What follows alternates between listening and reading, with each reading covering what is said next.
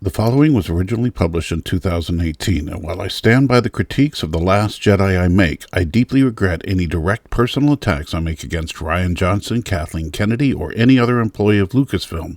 Those comments were made in anger and frustration, and I will do a separate video about that after this series. Last time, we covered the basics of how I'm going to be reviewing The Last Jedi. Now, the moment you have been waiting for.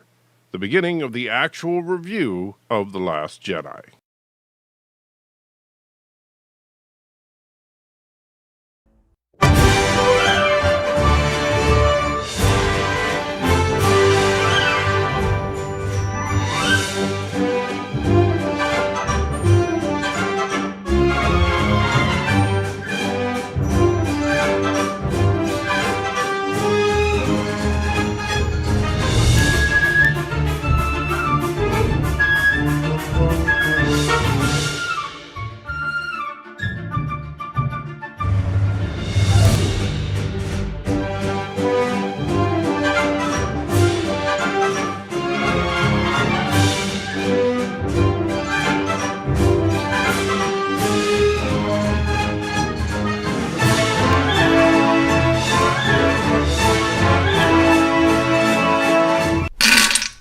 Before the review proper begins, let me give you a quick update to the official anti-Trekker objective subjective film quotient, or OTSFUK for short, or is OTSFUK.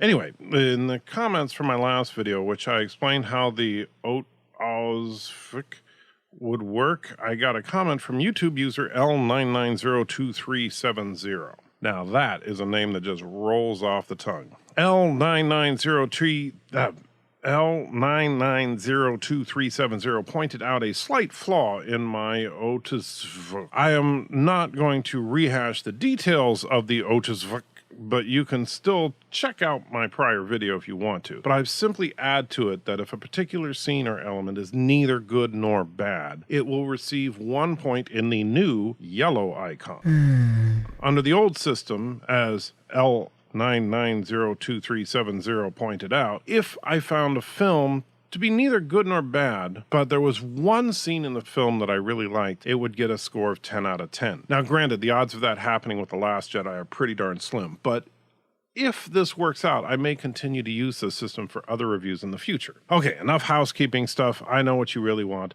I will explain the math of the yellow icon later.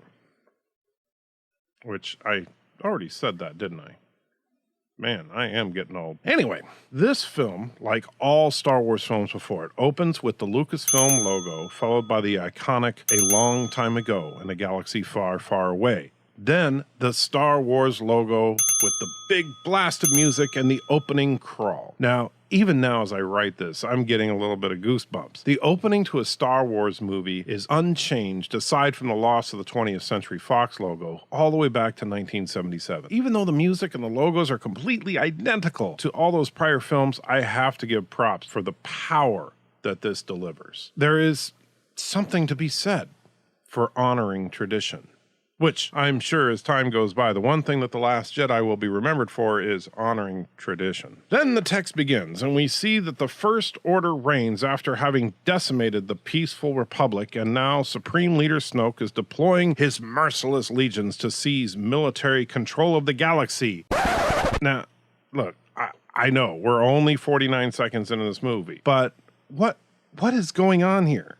I mean, was there something else going on besides what we saw in The Force Awakens? Are we trying to say that one solar system that was attacked in the last film was the entirety of the Republic? I mean, it says right here that the Republic was decimated. So what happened to the thousands of star systems that was once the Empire and the Old Republic? Is the Republic just a tiny little group and the First Order was in control all along? But then that wouldn't make sense because the Republic was literally just one system. Why did they even need Starkiller Base? Why not just attack conventionally? Sure, in the Force Awakens, it seemed like the First Order only had one Star Destroyer, but clearly in this film we find out that they have much more. Heck, it says right here that Snoke is sending his legions to seize control of the galaxy, so he's got to have like millions of starships, right? So couldn't they just send a few thousand and save the time and effort of building Starkiller Base? We find out shortly that the First Order Dreadnought can bomb the crap out of planets, so why did they even need Starkiller Base? Whatever, the Force. So the second paragraph tells us that only General Leia's resistance fighters stand against the First Order, and they are certain that Luke Skywalker will return to inspire others to join the fight.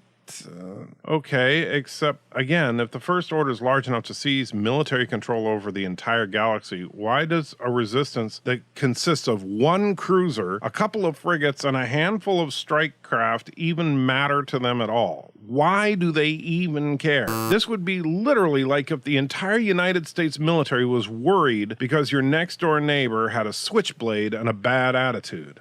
All right, third paragraph. We find that the resistance has been exposed and the First Order is coming to them while they're trying desperately to escape. Okay, fine, but how were they exposed?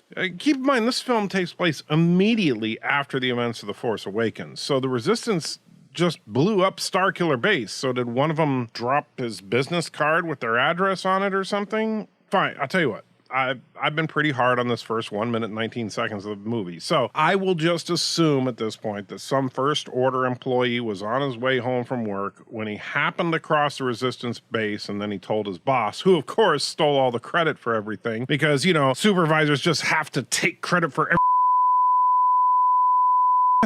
Okay, so now that the text of this crawl has lowered our collective IQs a bit, we get our next classic Star Wars trope. The camera pans from the crawl down to reveal something going on. And in this case, we get the entire Resistance fleet. Remember how earlier I said that their entire fleet was just one cruiser and a couple of frigates? My mistake. Their entire fleet was one cruiser and 3 frigates.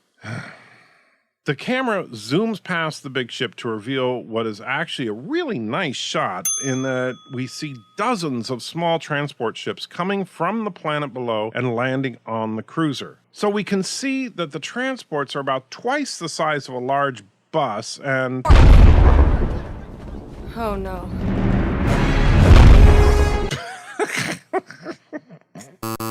Okay, I know that Star Wars is not exactly known for its scientific accuracy, but really, look, the NASA space shuttle used to orbit the Earth at an altitude between 300 and 500 kilometers, and sound travels at a speed of roughly 1,225 kilometers per hour. Based on that, it would take the sound of the Star Destroyer's arrival a good 14 to 24 minutes to get to the surface of the planet. And that, of course, is assuming ideal conditions for sound to travel in the air. We're also assuming that despite visual evidence to the contrary, the fleet is only 300 to 500 kilometers above the planet, and we're not even taking into account that there's no air in space. So, yeah. They hear the sound of the Star Destroyers arriving in high orbit because the Force. On board one of the Star Destroyers, General Hux is very pleased to have caught the Resistance still trying to evacuate. Knowing that they are vulnerable, he immediately orders all the fighters to attack and the fleet to move in, and no, that's not what he does, because he's stupid. Instead, Hux orders the Dreadnought to jump in, and we get to see, this, which I have to say so far is probably my least favorite ship in all of Star Wars as far as just design. I mean, it looks like there was a conversation that went something like this. Okay, boss, here's the plan. We start with a triangle. Yeah, that sounds good. Then what? Then, and here's the good part. You ready? We do nothing. It's just a triangle. Brilliant.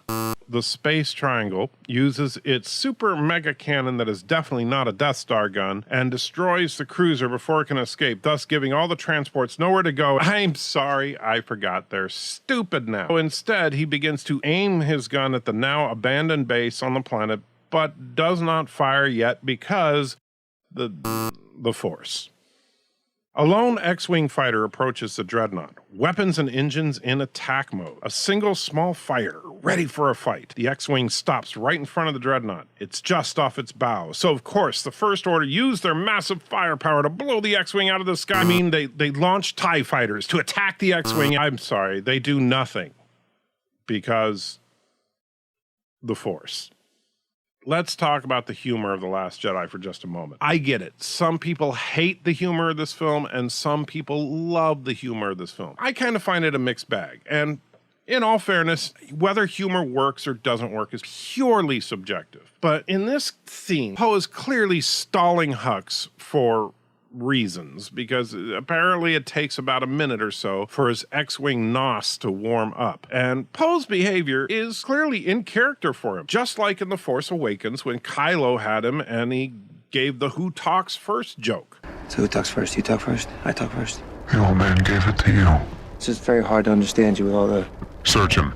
apparatus. However, unlike the gag with Kylo, this one drags on and on and on. In The Force Awakens, from the time that Poe first starts to talk to him being dragged off by stormtroopers is less than 15 seconds. It was a cute little gag that establishes Poe's character. In The Last Jedi, when Poe is trolling Hux, from the time that Poe starts talking to the time that Hux finally orders the fleet to open fire is over a minute. A painfully long minute. And while Poe is completely within character within the sequence, what happened to Hux? I mean, yeah, Hux was not exactly a deep, well fleshed out character in The Force Awakens, but he kind of struck me as a younger, angrier version of Tarkin. I clearly did not think that he was a bumbling fool with both the intellectual and emotional level of a 3-year-old. On top of Hux being an idiot, nobody on any of the First Order ships in this fleet thought to, I don't know, shoot down the X-Wing that they just said was in attack mode right in front of their primary ship. Maybe launch a few fighters? Anyone?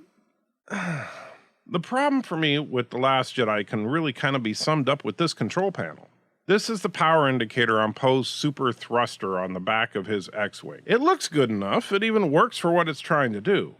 But when you really look at it, you may begin to realize the problem. The indicator shows a power level on a scale from 0 to 100, which makes perfect sense. Except, when in all of Star Wars have we ever seen anything written in contemporary Western script? Maybe I'm wrong, but I don't remember ever seeing text of any kind, letters or numbers, that I could understand in the Star Wars universe, other than, of course, the opening crawl. It's not that it's wrong. After all, most of what I could find online from the really super uber nerdy fans out there showed that the use of numbers in Star Wars would just be our standard numbers, but it just feels wrong. I'm sure it's nothing, but yeah, it just kind of rubbed me the wrong way.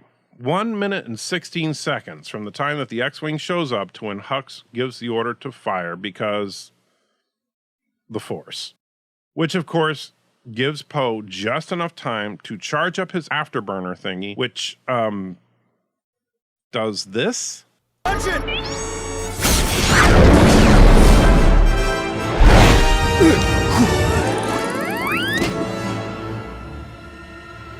He's going for the Dreadnought. He's insane. So wait, this seriously was just a can of NOS on a spaceship? I mean, Poe had to stall for over a minute in order to charge up his can of NOS so that he could get a 15-second speed boost? Why? After he gets to the Dreadnought, he's just maneuvering around at standard X-Wing speed, and if he could stall them for a minute, why didn't he just fly right over there and attack? Even with the speed boost, it didn't seem like he was moving any faster than we've seen X-Wings move before. He just accelerated quickly. If it was the speed that he needed, he could have just started out at full speed rather than take the time to slow down and park in front of them and then talk to them for over a minute. Well, at least the first act is over and I can... Wait. Seriously? We're only 5 minutes into this movie? Oh, heck no. I am not doing any of this. No, I'm sorry. I am done. This is so... Hit the like button, you will. Likes lead to comments. Comments lead to conversations. Conversations lead to understanding. Go to Patreon and support the anti-trucker you must, if supporting his videos you want. Yes, support his videos. Then listen to this at the end of the videos. You will not